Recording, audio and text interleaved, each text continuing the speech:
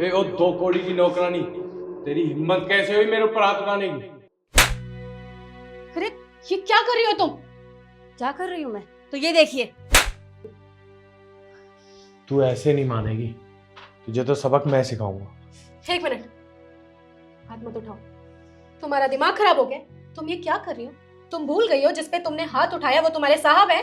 मैं जानती हूँ मेम साहब कि मेरे सामने कौन खड़ा है, और ये भी जानती हूँ कि ये इंसान कितना घटिया है। आप नहीं जानते आपके पति ने क्या किया मेरे साथ। मैंने अपनी जिंदगी में इनसे ज्यादा घटिया इंसान कभी नहीं देखा। अबे ओए, तू कैसे बात कर रही है? पर ईशु, ये जो भी कह रही है सब झूठ कह रही है। ये छोटे लोग होते हैं, ये सिर्फ पैसों के लालच में सब कुछ कर देते हैं। ऐसा कुछ नहीं है। नहीं मेम साहब, ऐसा कुछ नहीं है। आप नहीं जानते। मैं आपको बताती हूँ।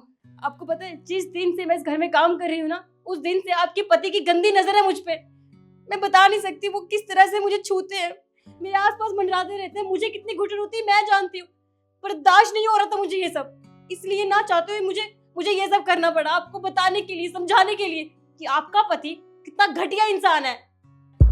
देख ईशु, मैं सच कह रहा हूँ, ये झूठ बोल रही है। तू मेरी बात का विश्वास कर। अरे ये 2 कौड़ी की नौकरानी है, तू इसकी बात पे विश्वास कर रही है? इनसे मैं झूठ नहीं बोल रही हूँ, मेरा विश्वास कीजिए।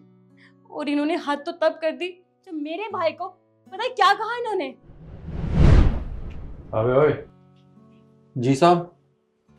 एक बात बताऊं तुझे, तेरी बहन बहुत सुंदर है और मुझे बहुत पसंद है। ये ले 1 लाख रुपए अपने पास रख और अपनी बहन को एक रात के लिए मेरे पास भेज दे। साहब पागल हो गए हो क्या? क्या बकवास कर रहे हो आप मेरे साहब हो, इसका ये मतलब नहीं आप कुछ ही बोलते चले जाओगे। आप मेरी बहन के बारे में बात कर रहे हो। अबे ओ 2 कौड़ी के नौकर, जबान संभाल के बात कर और नीची आवाज में बात कर। अच्छा, तुझे पैसे कम लग रहे हैं ना?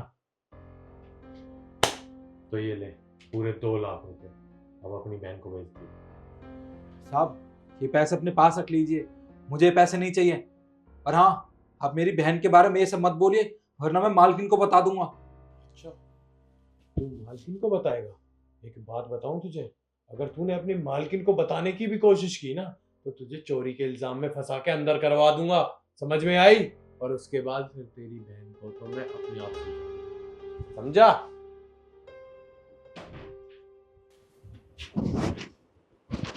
साहब ने बहुत गलत किया, उन्हें ऐसा नहीं करना चाहिए था। अब हम सब आप बताइए, भला एक भाई अपनी बहन के बारे में ऐसी बात कैसे सुन सकता है? इसलिए मैम साहब मैंने ये सब किया था कि मैं आपको बता सकूं। अरे नहीं ईशु, तू मेरी बात पे यकीन कर, ऐसा कुछ भी नहीं है। मैं सच बोल रहा हूँ। कौन सच बोल रहा है कौन झूठ बोल रहा है ना, मुझे बहुत अच्छे से पता है। समझ में आई? तो मुझे ये सफाई मत दो। तुम ना शुरू से ही ऐसे थे। अरे तुमने शादी से पहले ना यही सब हरकतें की हैं, पर मैंने सोचा था कि मेरा प्यार तुम्हें बदल देगा।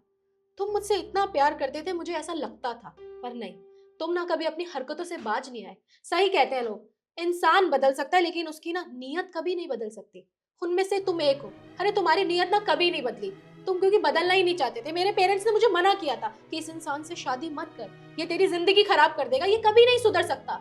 लेकिन मैंने भरोसा किया था, मैंने उनसे लड़ाई की, उन्हें मनाने की कोशिश की, पर वो जब नहीं माने ना, तो उनसे लड़के मैंने तुमसे शादी की। मैंने कहा था कि मैं अपने प्यार से उसे बदल दूंगी, लेकिन नहीं लक्ष्य, मेरा प्यार तुम्हें नहीं बदल पाया। ऐसी क्या जरूरत पड़ गई थी जो तुमने अपनी घर की नौकरानी तक को नहीं छोड़ा? प्लीज मुझे माफ कर दे, मेरे से बहुत बड़ी गलती होगी। आज के बाद ऐसी गलती दोबारा नहीं होगी। दोबारा गलती करने के लिए ना सामने वाला मौका देता है, लेकिन मैं तुम्हें मौका भी नहीं दूंगी। समझ में आई? और ना ही मैं तुम्हें माफ करूंगी। अरे तुम्हें माफ करूंगी, कल को ये गलती किसी और के साथ करोगे, मैं नहीं बर्दाश्त कर सकती।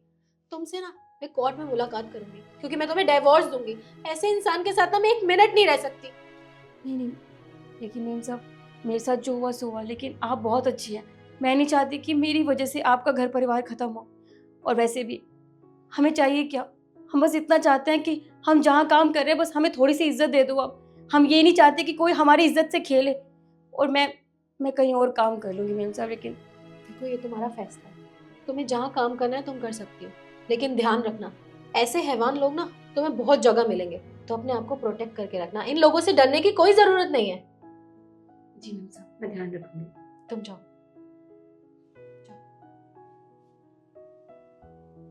तुम अब खड़े क्या हो यहाँ पे? ये घर मेरा है और तुम ना मेरे टुकड़ों पे पलते थे, तो चले जाओ यहाँ से। मुझे तुम्हारी ना शक्ल भी नहीं देखनी। पर ईशु मैंने देख, कहा ना, जाओ यहाँ से।